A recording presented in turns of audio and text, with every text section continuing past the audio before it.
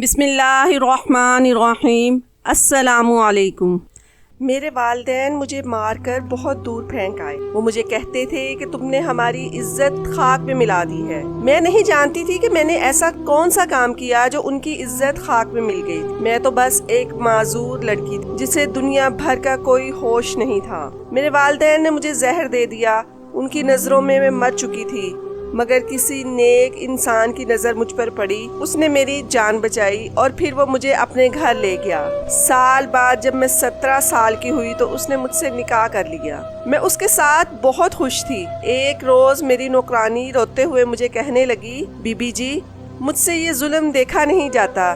جب میں نے ان سے پوچھا کہ کون سا ظلم، تب وہ بولی، آج رات آپ اپنے بستر کی چادر اٹھا کر خود دیکھ لیجئے گا، آپ کو سب پتہ چل جائے گا کہ صاحب جی آپ پر اتنے مہربان کیوں ہیں۔ رات کو شوہر کے سونے کے بعد میں نے جیسے ہی اپنے بستر کی چادر ہٹائی تو میرے سر پر آسمان گر پڑا۔ ایسا لگتا تھا کہ ابھی میری جان نکل جائے گی، کیونکہ وہاں تو میرا نام عقیلہ ہے۔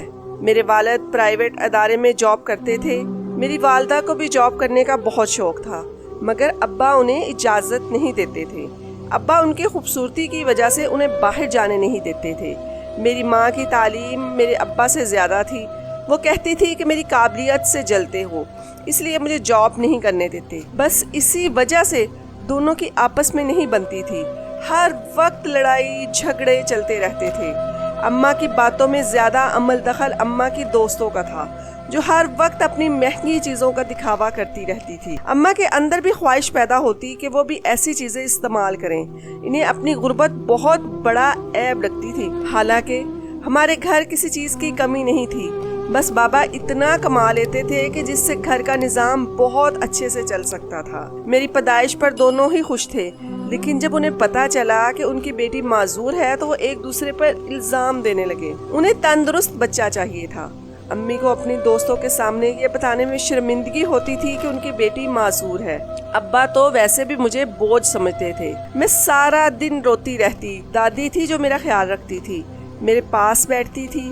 یوں ہی میں بڑی ہوتی گئی۔ مجھے کہیں جانے کی اجازت نہیں تھی۔ میں اماں ابا کی لڑائی جھگڑے دیکھتی آئی تھی۔ اماں کا بے پناہ حسن مجھے وراثت میں ملا تھا۔ اتنے خوبصورتی کا کیا فائدہ جب کوئی پیار ہی نہ کرے، آپ کو بوجھ سمجھا جائے۔ ابا کہتے تھے یہ پتہ نہیں کس کے گناہ کی سزا ہے، یہ معذور ہمیں لڑکی ملی ہے، حالانکہ میں ان کی اکلوتی اولاد تھی۔ ابا مزید اولاد نہیں چاہتے تھے، بس مجھے دیکھ کر کہتے کہ ہائے اتنی خوبصورت بچی ہے، کاش یہ اپنی ٹانگوں پر چل سکتی، اب کون اس سے شادی کرے گا۔ میرا دل چاہتا تھا کہ میرے والدین مجھے پیار کریں، مگر وہ تو میری طرف دیکھ کر بھی راضی نہ تھے۔ وہ تو آپس میں طلاق چاہتے تھے، لیکن سب سے بڑی وجہ میں تھی۔ وہ مجھے کسی یتیم خانے میں جمع کروانا چاہتے تھے، لیکن دادی نے ایسا نہیں ہونے دیا تھا۔ پھر اچانک دادی کی طبیعت خراب رہنے لگی تو کوئی مجھے پوچھتا تک نہیں تھا۔ ان کا علاج بھی جیسے تیسے چل رہا تھا، اور پھر 1 ماہ بعد دادی ہمیشہ کے لیے اللہ تعالیٰ کے پاس چلی گئی۔ میں بہت روئی تھی کہ اللہ تعالیٰ بھی مجھے اپنے پاس بلا لے۔ دادی کو فوت ہوئے چند دن گزرے تھے کہ اماں ابا کی لڑائیاں مزید بڑھ گئیں۔ اماں اپنا سارا غصہ مجھے مار کر نکالتی تھی۔ انہوں نے کبھی مجھے ڈاکٹر کو نہیں دکھایا تھا، کیا پتا میں ٹھیک ہو جاتی۔ اماں ابا کی غیر موجودگی میں کسی آدمی سے بھی ملنے لگی تھی۔ اماں نے مجھے سختی سے منع کیا کہ یہ بات میں کسی کو بھی نہیں بتاؤں گی۔ پھر ایک روز میرے اماں ابا میں کسی بات پر بہت بحث ہوئی۔ اس کے بعد اماں میرے پاس آئیں اور مجھے اپنے ہاتھوں سے کھانا کھلانے لگی۔ میں حیران ہوئی کہ اماں کو کیا ہوا ہے جو وہ مجھے اپنے ہاتھوں سے کھانا کھلا رہی ہیں، مگر میں نہیں جانتی تھی کہ اس کھانے میں زہر ملا ہوا ہے۔ کھانا کھانے کے بعد جب میں بے ہوش ہو گئی اور میرے والدین کو لگا کہ میں مر چکی ہوں، تب وہ مجھے اٹھا کر ایک بہت دور جگہ پر لے آئے تھے۔ اس وقت میری عمر 14 سال ہو گئی۔ میں نے سنا ہوا تھا کہ ماں باپ کو اپنی اولاد سے بہت پیار ہوتا ہے، وہ خود کو مشکلوں میں ڈالتے ہیں لیکن اپنی اولاد کو گرم ہوا بھی نہیں لگنے دیتے۔ لیکن مجھے زہر دیتے وقت میرے والدین کے ہاتھ پاؤں تک نہیں کانپے تھے۔ ان کے اندر سے شاید انسانیت ختم ہو گئی تھی۔ وہ اپنا سفر الگ کرنا چاہتے تھے، تو میں کون سا رکاوٹ بنی ہوئی تھی؟ مجھے مارنے کی کیا ضرورت تھی؟ وہ تو شاید سمجھ گئے تھے کہ انہوں نے مجھے مار دیا تھا۔ کہتے ہیں نا کہ مارنے والے سے بچانے والا بڑا ہوتا ہے۔ میں سچ میں مر گئی ہوتی، مگر عین موقع پر کسی مہربان شخص نے میری جان بچا لی۔ میں ہسپتال کے بیڈ پر تھی۔ میں بہت حیران ہوئی تھی، آج کے دور میں کون ایسا کرتا ہے، جبکہ میرے تو اماں ابا نے مجھے گند میں پھینک دیا تھا۔ میرے لیے وہ صاحبان تھا، اس لیے اس نے مجھ سے پوچھا کہ تم کون ہو، تو میں نے اس کو ساری بات بتائی۔ اس نے مجھ سے پوچھا کہ تم کون ہو اور کس نے تمہیں زہر دیا ہے؟ میں نے کہا کہ میرے اماں ابا میری معذوری کی وجہ سے مجھ سے نفرت کرتے تھے، مجھ سے چھٹکارا چاہتے تھے، تبھی انہوں نے مجھے زہر دیا۔ آدمی بہت خوبصورت تھا، وہ مجھے اپنے گھر لے آیا۔ اس کا گھر بہت خوبصورت تھا، وہ مجھے امیر گھر کا لگتا تھا۔ میں نے ان سے پوچھا کہ آپ کے گھر میں کوئی نہیں رہتا؟ تو اس نے کہا میرا بھی اس دنیا میں کوئی نہیں ہے۔ اس نے کہا کہ آپ یہاں رہ سکتی ہیں۔ مجھے پہلے تو بڑی جھجک ہوئی کہ کسی غیر مرد کے گھر میں کیسے رک سکتی تھی، لیکن پھر میرے پاس کوئی دوسرا راستہ بھی تو نہیں تھا نا۔ میں نے کہا کہ آپ مجھے کوئی کام دے دیں، تو وہ ہنس کر کہنے لگا کہ تم کام کرنے کے لیے اس دنیا میں نہیں آئی ہو، کام کرنے کے لیے میرے گھر میں بہت سے ملازم ہیں۔ پھر وہ میرا بھی بہت خیال رکھنے لگا۔ وقت یوں ہی گزرتا گیا۔ جب میں 17 سال کی ہوئی تو میں دل ہی دل میں اسے پسند کرنے لگی، لیکن کبھی کہا نہیں تھا۔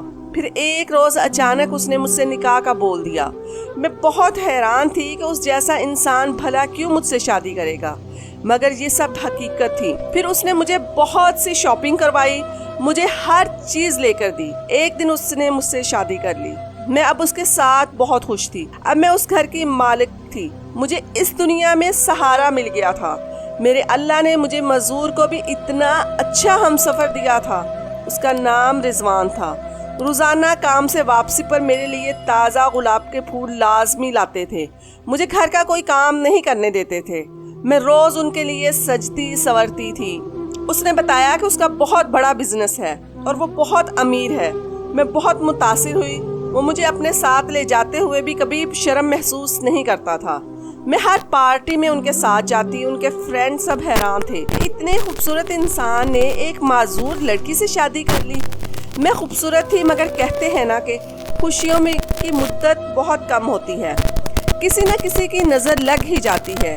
میں اللہ تعالیٰ سے دعا کرتی تھی کہ میری خوشیوں کو کسی کی نظر نہ لگے۔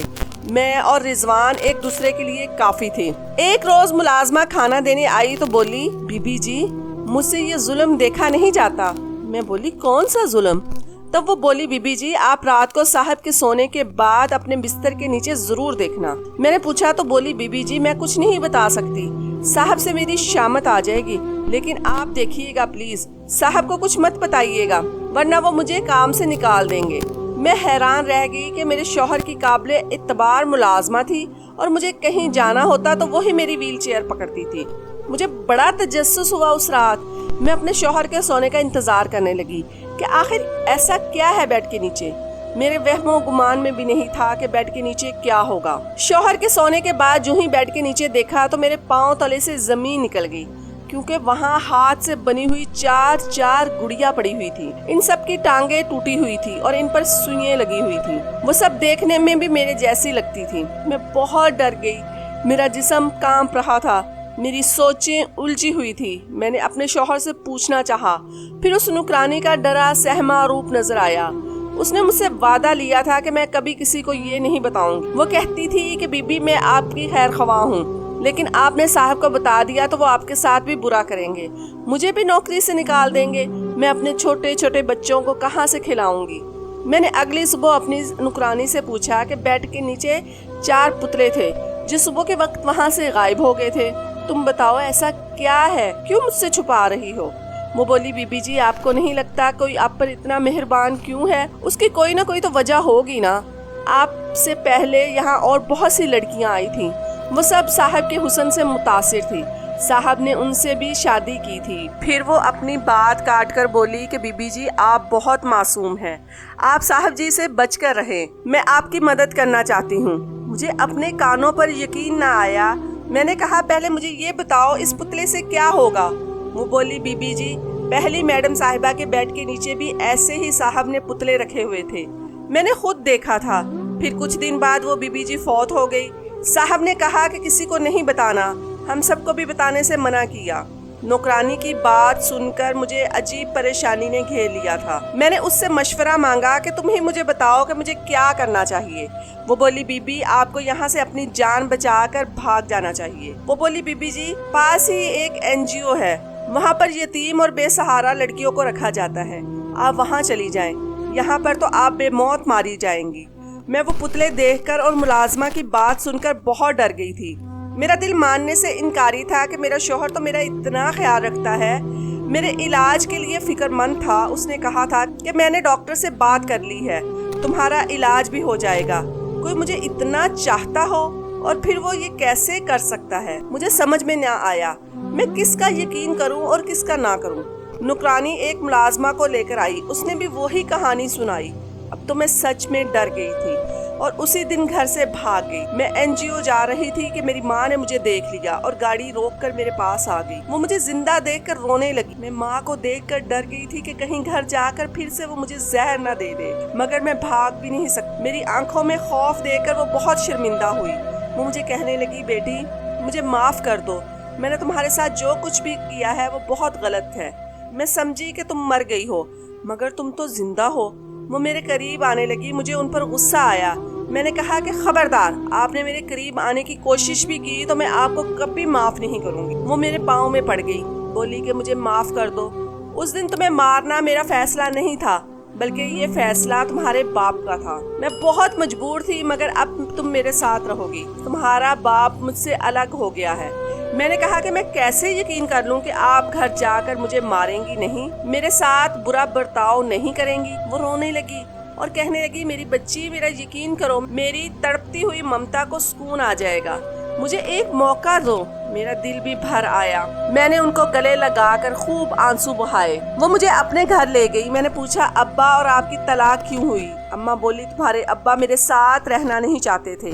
उन्होंने धमकी दी थी कि अगर मैं तुम्हें मारने में उनका साथ ना दूंगी तो वो हम दोनों को ही मार देंगे, इसलिए मैंने इस डर से उनका साथ दिया था। मुझे इस कदर कमजोर नहीं होना चाहिए था। फिर एक दिन तुम्हारा बाप दूसरी शादी करके घर आ गया। तुम्हारे मामू ने कोई ताउन ना किया। सबने यही कहा कि मर्द दूसरी शादी कर सकता है, तुम उसके साथ रह लो। अम्मा कहती थी कि मैं उस इंसान के साथ नहीं रहना चाहती थी। मैं सारी सारी रात रोती रही। एक ऐसी माँ हूँ मैं जिसने अपनी बेटी को जहर दे दिया था। ज़मीर की अदालत मुझे एक पल के लिए भी सुकून नहीं देती थी। तुम्हारे अब्बा के साथ मैं रहना नहीं चाहती थी। मैं पहले दौलत की लालच में थी। मुझे तुम्हारे अब्बा का एक दोस्त पसंद था, लेकिन फिर मैं समझ गई कि कोई मर्द भरोसे के काबिल नहीं होता। मेरी तलाक के बाद वो भी मुझसे शादी करने के लिए राजी नहीं था। मैंने नौकरी की तलाश शुरू कर दी, फिर मुझे नौकरी भी मिल गई। जब मैंने नौकरी करना शुरू कर दी तो मुझे एहसास हो गया कि मैंने क्या किया है।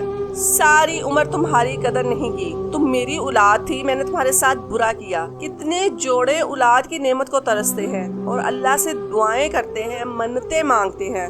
मुझे माफ कर दो, मैं उनको मजीद शर्मिंदा नहीं देख सकती थी, इसलिए माफ कर दिया। वो खुश हो गई। अम्मा बोली, अब मैं तुम्हें कहीं जाने नहीं दूंगी। इतना अरसा तुम कहाँ रही हो? मैंने कहा कि जब आप लोग मुझे मारकर कचरे में फेंक गए थे तब मुझे एक शख्स अपने घर ले गया था, मेरा इलाज करवाया और फिर उसने मुझसे शादी कर ली। लेकिन मुझे पता चला कि वो अच्छा इंसान नहीं। मुझे वहाँ काम वालियों ने बताया है कि उसने पहले भी बहुत सी शादियाँ की हुई हैं। वो उनकी हमशक्ल गुड़िया बेड के नीचे रखता है और फिर चंद दिन बाद ही उनकी बीवी मर जाती थी। तभी मैं वहाँ से भाग आई। अम्मा रोते हुए बोली, ये सब मेरी वजह से हुआ है, मैं अच्छी माँ नहीं हूँ, तभी तुम्हें इतनी मुश्किलें देखनी पड़ी। तुम अपनी माँ को माफ कर दो। मैंने कहा, अम्मा इसमें आपका कोई कसूर नहीं। अब माँ बोली, इसमें मेरा ही कसूर है। तुम्हें इस कदर नफरत से पाला, मैं दिन रात तुम्हें भूखा रखती, तुम्हें मारती थी, तुम डर जाया करती थी, लेकिन मैं तरस नहीं खाती थी। मगर अब तुम्हें कोई शिकायत का मौका नहीं दूंगी, एक अच्छी माँ बनकर दिखाऊंगी। मैं उनके घर रहने लगी। वो मुझसे बातें करने की बहुत कोशिश करती थी। अम्मा अब भी वैसे ही खूबसूरत थी, कहीं से भी एक शादीशुदा बेटी की माँ नहीं लगती थी। कोई भी धोखा खा जाता। उनकी उम्र और चाल चलन से वो मेरी बहन लगती थी। अब भी उन पर कई मर्द मरते थे। अम्मा ने बताया कि वो जहाँ जॉब करती है, ये घर उन्हें उस कंपनी की तरफ से मिला हुआ है। ऑफिस की तरफ से गाड़ी भी मिली हुई है। वो किसी बड़े ओहदे पर जॉब करती है। मुझे कहा कि मैं जल्द तुम्हें तुम्हारे शौहर से तलाक दिलवा दूंगी, तुम्हें घबराने की जरूरत नहीं, अब तुम अकेली नहीं हो। تمہاری ماں تمہارے ساتھ ہے۔ میں خوش ہو گئی کہ میں اکیلی نہیں ہوں۔ مجھے کہیں نہ کہیں شوہر کو چھوڑنے کا دکھ ضرور تھا۔ میں اس شخص کی شخصیت سے اب تک نا واقف تھی۔ اماں واپس آ کر مجھ سے خوب ساری باتیں کرتی، مجھے بتاتی کہ میں نے اپنے سب دوستوں کو چھوڑ دیا ہے، سب مجھے نیچا دکھاتی تھی، انہوں نے میرے اندر زہر بھر دیا تھا۔ میں نے کہا کہ انسان غلطیوں سے ہی سیکھتا ہے۔ وہ چپ ہو گئی۔ مجھے یہاں رہتے ہوئے مہینہ ہو گیا تھا۔ ایک دن رات کو پیاس کی وجہ سے تھی اور میں کچن میں جانے لگی، لیکن مجھے اماں کے کمرے سے آوازیں آ رہی تھی۔ مجھے تجسس ہوا کہ سنوں تو یہ وہ کیا باتیں کر رہی ہیں۔ رات کے اس پہر اماں کے کمرے میں کون ہو سکتا ہے؟ اماں نے تو کہا تھا کہ انہوں نے سب سے تعلق توڑ دیا ہے۔ سننے لگی تو کسی مرد کی آواز آ رہی تھی۔ اماں کو وہ شخص کہہ رہا تھا کہ تم جلدی اپنی بیٹی کی طلاق دلواؤ ورنہ میں تمہیں نوکری سے نکال دوں گا۔ وہ اماں کا باس تھا۔ رات کے اس پہر بھی وہ اماں کے کمرے میں۔ مجھے یہ سب ٹھیک نہ لگا۔ پھر وہ کہنے لگا، تم مجھ سے شادی کرنے کے خواب دیکھ رہی ہو، تمہارے خواب تبھی پورے ہوں گے جب تم میرا کام کرو گی۔ اگر میں نے تم سے اپنا گھر اور گاڑی کھینچ لی تو تم روڈ پر آ جاؤ گی۔ تم ابھی تک اپنی بیٹی کی طلاق نہیں دلوا سکی۔ میں نے اتنا کچھ کیا، تمہاری بیٹی کی نوکرانی کو پیسے دیے، اس کو گھر سے نکالا، تمہاری بیٹی کے دل میں بدگمانی پیدا کی، جھوٹے پتلے بنا کر رکھے۔ یہ اپاہج لڑکی میری بیٹی کی زندگی میں نہیں ہونی چاہیے تھی۔ میں حیران تھی کہ یہ میری بات ہو رہی تھی۔ یقیناً یہ آدمی میرے شوہر کا باپ تھا۔ میری امی بولی، جیسا تم بولو گے ویسا ہی ہوگا، اب تمہیں شکایت کا موقع نہیں ملے گا۔ میں نے بیٹی کے دل میں جگہ بنا لی ہے، بہت بھولی والی ہے، میں اسے سائن کروا لوں گی۔ اب مجھے ساری بات سمجھ آ گئی۔ مجھے اپنی کم عقلی پر بہت غصہ آ رہا تھا کہ میں نے اتنی محبت کرنے والے شوہر پر اعتبار نہیں کیا۔ میں کتنی آسانی سے اس کے جال میں آ گئی تھی۔ جو ماں بیٹی کو زہر دے سکتی ہے وہ اچانک اتنی اچھی کیسے ہوگی؟ یہ سوچی سمجھی چال تھی۔ وہ نوکرانیاں بھی ملی ہوئی تھی، میں ان کی باتوں میں آ گئی۔ انہوں نے ہی وہ 4 گڑیاں میری ہم شکل رکھی ہوئی تھی اور لڑکیوں کی کہانیاں بھی من گھڑت۔ مجھے ایک دم گھٹن کا احساس ہو گیا۔ میں یہاں سے نکلنا چاہتی تھی۔ اگلے دن اماں آفس گئی تو ان کی ملازمہ مجھ پر نظر رکھنے کے لیے آ گئی۔ میں نے ان سے کہا کہ میری مدد کرو، میں تمہیں منہ مانگی رقم دوں گی، مجھے میرے شوہر کے گھر لے چلو۔ میری ماں بہت ظالم ہے۔ میری ماں بالکل بھی نہیں بدلی تھی، اس نے بس میرے سامنے اچھا بننے کا نقاب چڑھایا ہوا تھا۔ میں نے کہا کہ وہ مجھے طلاق دلوانا چاہتی ہے، میرا گھر تباہ کرنا چاہتی ہیں۔ کام ہونے کے بعد اس امیر بندے سے شادی کر کے وہ مجھے چھوڑ کر چلی جائے گی۔ تم میری مدد کرو۔ اسے بھی شاید مجھ پر رحم آ گیا، اسے پیسوں کی ضرورت تھی تبھی تو وہ مان گئی۔ میں گاڑی کروا کر سیدھا شوہر کے پاس آ گئی۔ وہ خوبصورت شخص میری یاد میں آدھا ہو گیا تھا۔ مجھے دیکھ کر حیران ہو گیا اور بولا کہ تم کدھر چلی گئی تھی بتائے بغیر؟ میں نے کدھر نہیں تمہیں ڈھونڈا، ایسی کون سی غلطی ہو گئی تھی جو تم مجھے چھوڑ کر چلی گئی؟ میں نے کہا کہ مجھے معاف کر دیں، تمہاری خاص نوکرانی نے مجھے کہا تھا کہ تم لڑکیوں کو استعمال کرتے ہو اور پھر ان کو مار دیتے ہو۔ اس نے میرے ہم شکل پتلے بھی مجھے دکھائے تھے۔ جب میں نے اس ملازمہ کو ڈھونڈا تو وہ پورے گھر میں نہیں تھی، میرے شوہر تو ان سے لا علم تھے۔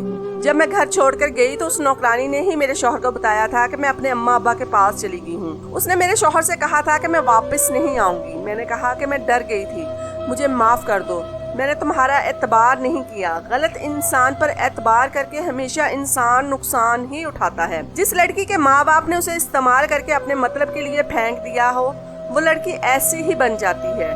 میں نے کہا میری ماں اور تمہارے باپ نے ہمیں الگ کرنے کا ارادہ کیا ہے، دونوں ملے ہوئے ہیں۔ تمہارا باپ مجھ جیسی معذور لڑکی کو اپنی بہو تسلیم نہیں کرنا چاہتا، انہیں تمہارے ساتھ ہم قدم چلنے والی لڑکی چاہیے جس میں کوئی نقص نہ ہو۔ وہ میری ماں سے اسی شرط پر شادی کرنا چاہتا ہے کہ پہلے وہ میری طلاق کروائے گی۔ میرا شوہر ساری حقیقت جان کر حیران رہ گیا۔ وہ بولا میرا باپ ایک اچھا آدمی نہیں ہے، اس لیے میں ان سے الگ رہتا ہوں۔ انہیں عیاشی کی عادت ہے، ہر خوبصورت لڑکی کو وہ شادی کے خواب دکھاتے ہیں، اپنے پیسوں سے اس لڑکی کو عیاشی کرواتے ہیں اور جب اپنا مقصد پورا ہو جائے تو چھوڑ دیتے ہیں۔ اس کا مطلب وہ اماں کو بھی صرف اپنے مقصد کے لیے استعمال کر رہے ہیں، ان سے شادی نہیں کریں گے۔ میرے شوہر نے کہا میں تمہیں کبھی بھی نہیں چھوڑوں گا۔ میں نے اس نوکرانی کو کام سے نکال دیا تھا۔ میرے شوہر نے پھر میرا ہاتھ تھام لیا۔ وہ مجھ سے بہت محبت کرتے تھے۔ ایسے لوگ جو دولت کی لالچ میں آ کر اپنا گھر تباہ کر دے وہ کبھی اعتبار کے قابل نہیں ہوتے۔ میری ماں کی اصلیت سب کو پتہ چل گئی تھی۔ وہ بھی میرے شوہر کے گھر آئی. انہیں فکر تھی کہ اگر ان میں صلح ہو گئی تو کہیں ان کے ہاتھ سے دولت واپس نہ چلی جائے. حقیقت میں وہ کسی کو پیار نہیں کرتی. وہ میرے پاس آ کر مجھے کہنے لگی تو میری بیٹی ہو، چلو میرے ساتھ، میں تمہیں اس آدمی سے طلاق دلواؤں گی.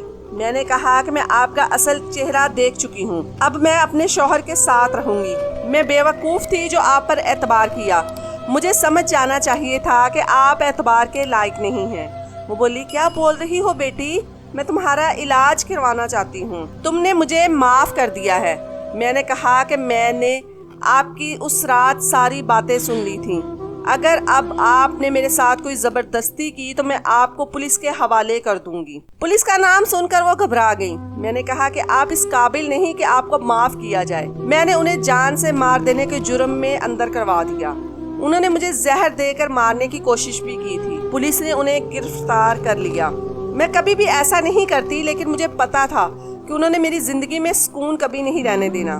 لیکن اللہ تعالیٰ کا شکر ہے کہ سب معاملہ ٹھیک ہو گیا. میرے شوہر نے مجھے بتایا کہ میں نے تمہیں بہت جگہ ڈھونڈا مگر تم مجھے کہیں نہ ملی. تم کاش مجھ پر یقین کر لیتی. تمہاری ماں اور میرا باپ دونوں ہی غلیظ انسان ہیں. میں ان رشتوں سے نکل آیا ہوں. اس دنیا میں واحد تم میری ہو اور مجھے شرمندگی ہوئی. میرے شوہر مجھ سے اتنا پیار کرتے تھے، پھر بھی میں نے ان کا اعتبار نہ کیا. میری معافی مانگنے پر انہوں نے مجھے معاف کر دیا. اب ہم خوش رہ رہے تھے. میں اپنے علاج کے لیے اپنے شوہر کے ساتھ باہر کے ملک گئی. ڈاکٹروں نے آپریشن کا بتایا تھا کہ اس کے بعد یہ چل پھر سکتی ہے. میرے شوہر میرا اتنا خیال رکھتے تھے کہ میں اللہ تعالیٰ کا جتنا شکر ادا کروں وہ کم تھا. آپریشن کے بعد میں بالکل ٹھیک ہو گئی تھی. میں اپنے پاؤں پر چلنے لگی. میں نے اللہ تعالیٰ کا لاکھ لاکھ شکر ادا کیا تھا کہ اس نے مجھے اتنا پیار کرنے والا شوہر عطا کیا.